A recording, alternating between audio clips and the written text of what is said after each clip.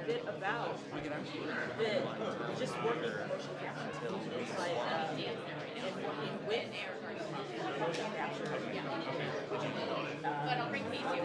Yeah. Do you want to start or you want me to start? I mean, for me, I basically had to do all my scenes with them and then without them. So that was my battle. I. Do you want to hold it? I don't know. I was just giving it to you. You're speaking now. Okay. There was, there was a learning curve for sure.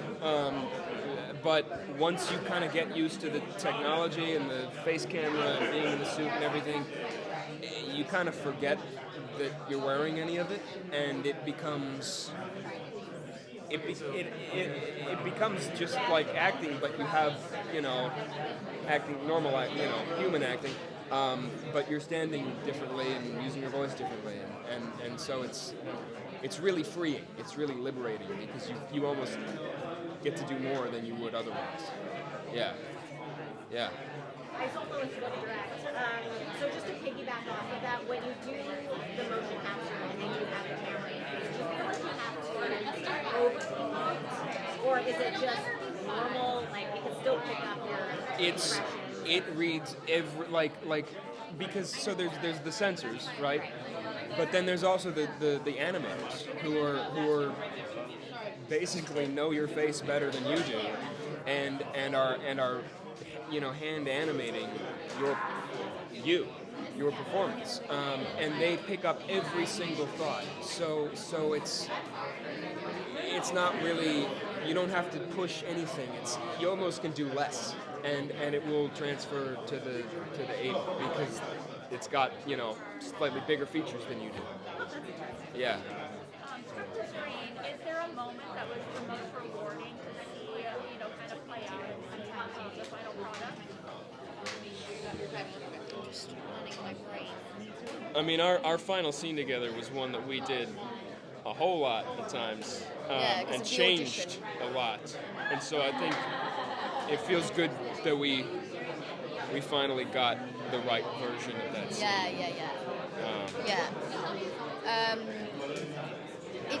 Although, you know what, there was a part of me which was like, there was certain moments cut between us that meant that the emotion didn't land didn't I make thought as it much would. sense. Yes, which was frustrating. But I agree. But I would say the human hunt as well, like watching that, because that's it's iconic. Yeah.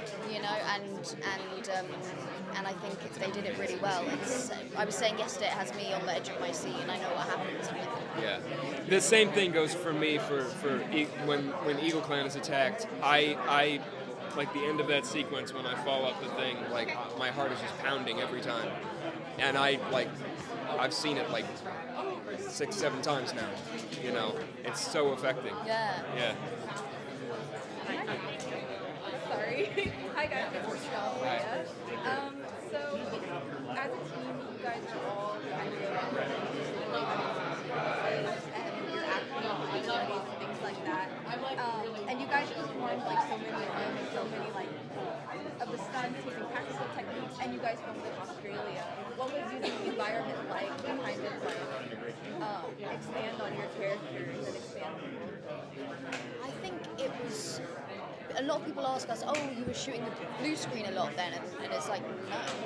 Like, we were out there in the bush of Australia, and I think that it was massively helpful. Just even just feeling the ground on my bare feet. Like feeling the. It just feels more real when you're on location, and whether it's like running through the water or crawling through the reeds and my knees getting all bashed up, and it all kind of helps, I think, for the end product. And also it's just beautiful and amazing to get to see the places we saw. I don't know if I would have seen that otherwise. Yeah. I mean, I think it adds a level of realism that the film would otherwise lack. And then one thing I love about the film is that it ends on a very hopeful note, and kind of for like the future of humanity and things like that. And a lot of the films are driven from visual effects. What would you guys say as actors you're hopeful for the future of acting and visual effects together? Well, I'm hopeful that AI just stops and never gets used ever for anything. anything because I hate it. Yeah, agreed. I agree. Thank you. Yeah. Marlene from SDCC. Can you talk about stunts and doing and what was the most challenging stunt, especially with motion? For me, it was my drowning sequence. You know, I was having a lot of water shoot up my nose, but I mean, I still found it fun. I love all the stunt stuff. But yeah, they actually had me upside down and they dunked me into the water and saw how long I could hold my breath. That was what we did before we filmed, and that was fun.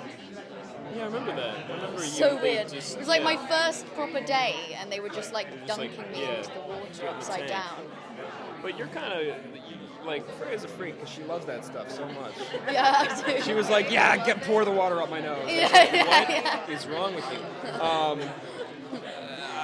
You know, the thing is, I had like 3 stunt doubles who were all fabulously talented.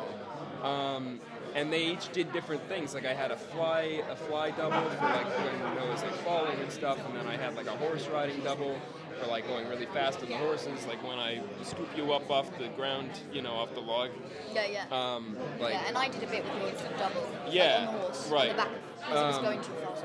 like it is me really riding the horse for much of the movie, but like anytime there's a big fight on a horse, like yeah. So the great thing about being a digital character is that you don't actually have to do anything dangerous because they can just animate it. Yeah, like there's this scene where we're walking along the cliff, and I don't think you really see, but there was there was a bit where they actually wanted me to be fully hit by the wave, and we had a big wave machine. The wave was so strong it broke the set, it broke the wall, and I was getting hit by it, which again, because I'm a freak, I was loving it.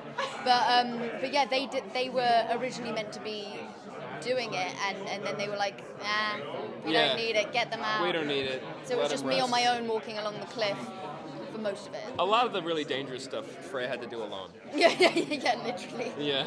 Just always me in it on my own. Sounds like you've got to talk to them about your stunt doubles. No, I don't want them to use the stunt double because I love it. Like whenever the double was out, she was so lovely, and I sometimes feel like an annoying actor because I'm stealing their job. But she was very supportive of me doing that. But anytime I saw her standing in my place, I was like, "Excuse me, guys, what's she doing down there?" Because I'm meant to be being suffocated or whatever. Yeah.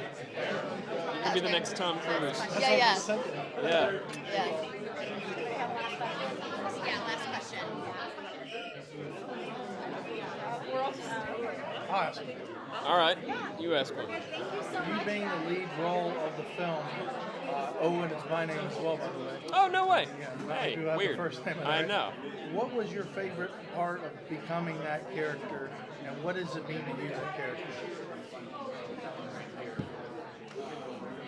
I just pressed something It's on. on this. It's okay? All right.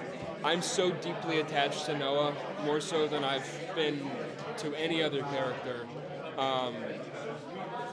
It was a process of finding who he was, you know, and I think there was a moment like 3 weeks before we started shooting where I'd been thinking about the physical aspect, I'd been thinking about the voice, I'd been thinking about, you know, all the pressure of following Andy, and there was a moment where I kind of just realized like this guy is me as a chimpanzee. Like if I grew up in Eagle Clan, this is who I would be, and that's when it all kind of came together.